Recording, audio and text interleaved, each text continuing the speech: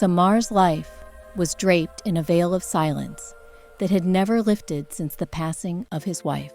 Living in a weathered, aging apartment on the outskirts of the city, he was a man who bore every hardship with a quiet smile for the sake of his young daughter, Zoya.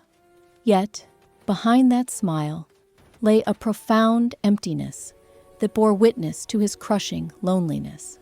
By day, he worked as a humble security guard at a downtown bank, spending his hours protecting the wealth of others, only to return at night to a home where no one protected him, save for his innocent daughter who sat by the door, waiting for his footsteps. On cold, merciless nights, Samar would gaze out the window, wondering if light would ever return to his world, or if this solitude was his ultimate destiny. One particular night was no different. A heavy downpour lashed against the city, and thunder shook the very foundations of the apartment. Samar had just tucked Zoya into bed when a faint, hesitant knock echoed at his door. He froze. No one visited this forgotten corner of the city at such an hour. But when the knock came again, more urgent and desperate this time, Samar gathered his courage and decided to face the unknown. As the door swung open, a gust of freezing wind rushed in, followed by a staggering figure who collapsed onto Samar's threshold, drenched from head to toe. The stranger wore a tattered old coat, his hair was matted with rain, and his eyes held a haunting fear that immediately pierced Samar's heart. For a fleeting second, Samar worried this might be a dangerous man, a threat to the fragile peace he kept for his daughter. However, the man's sheer vulnerability and physical exhaustion overrode Samar's instincts of self-preservation. Driven by pure humanity, Samar helped the stranger inside, provided him with dry clothes, and served him a hot cup of tea. The man remained silent, his eyes speaking a language of deep gratitude that words could not capture. He gestured that he could not, or perhaps would not, speak. Samar, understanding that silence often hides the deepest scars, did not press him with questions. He cleared a space in his small living room for the man to rest, unaware that this single night of compassion was about to rewrite the trajectory of his entire life. For the next few days, the stranger remained, trapped by the civil unrest and dangerous storms paralyzing the city. During this time, Samar realized this was no ordinary man. The stranger would quietly perform small chores around the house, play gently with Zoya, and watch over the home with a protective gaze that made Samar feel, for the first time in years, that the shadows of loneliness were receding. Zoya, who was often isolated, found a silent friend in him, and Samar discovered a sense of peace he thought was lost forever. However, Samar noticed the man constantly watch the window, flinching at the sound of every passing car, as if he were a hunted animal. Suspicion began to gnaw at Samar. Had he harbored a criminal? But every time he looked at the man's kindness toward Zoya, he pushed those doubts away. One evening, Samar returned from work to find the stranger sketching a portrait for Zoya. The artwork was so intricate and masterful, it belonged in a world-class gallery. It was then Samar realized that the man in his living room had a past far more complex and significant than he could have ever imagined.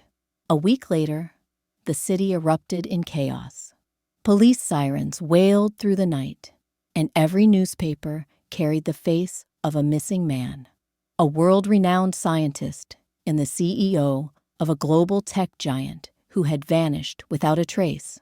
When Samar saw the photo, his heart stopped. It was the same man sitting in his living room, though the man in the paper looked powerful and untouchable. That same night, shadowy figures, not police, but underworld mercenaries began prowling the apartment complex, searching door to door. Samar realized these men were enemies of the scientist, seeking to kill him or steal a discovery that could change the world. The stranger finally stood before Samar, his eyes filled with a silent plea. He handed Samar a note that read, "By saving me, you have saved the key to humanity's future." Samar realized he wasn't just helping a beggar. He was a pawn in a war far greater than he could grasp. He now faced a life-altering choice: hand the man over to save himself, or risk everything to protect the genius the world thought was dead. In the dead of night, the mercenaries breached the apartment. Samar, drawing on his years of security training, ushered Zoya into a hidden crawl space, while the scientist activated a small device he had secretly assembled from scrap electronics in the flat. The invaders were armed and ruthless, intent on ensuring the scientist's clean energy technology never reached the public. A fierce struggle ensued. Samar fought with the strength of a man who had nothing left to lose, blocking the hallway to give the scientist time. Suddenly, the scientist's device hummed to life, emitting a high-frequency pulse that short-circuited the mercenaries' gear and plunged the building into a disorienting strobe effect. As the lead mercenary leveled a suppressed pistol at the scientist, Samar threw himself into the line of fire. A dull thud echoed as the bullet hit its mark. Just as the dushmano, enemies, prepared to finish the job, the building was swarmed by elite tactical units, summoned by a distress signal the device had finally managed to broadcast. The mercenaries fled or were captured, but Samar lay on the floor, the world fading to black as Zoya's screams echoed in the distance. Outside the ICU, the world was a different place. Professor Arian, the scientist, stood guard over Samar's room, no longer a shivering beggar, but a man of immense power once again. When Samar finally regained consciousness, he found himself in a private suite, surrounded by the finest medical care money could buy. Professor Arian took Samar's hand and spoke for the first time. He explained that his clean energy invention would provide free power to the poor, a threat to the billion-dollar energy monopolies who had tried to erase him. He told Samar, "You opened your door to a stranger when I was at my lowest. You didn't just protect a man. You protected the future of millions."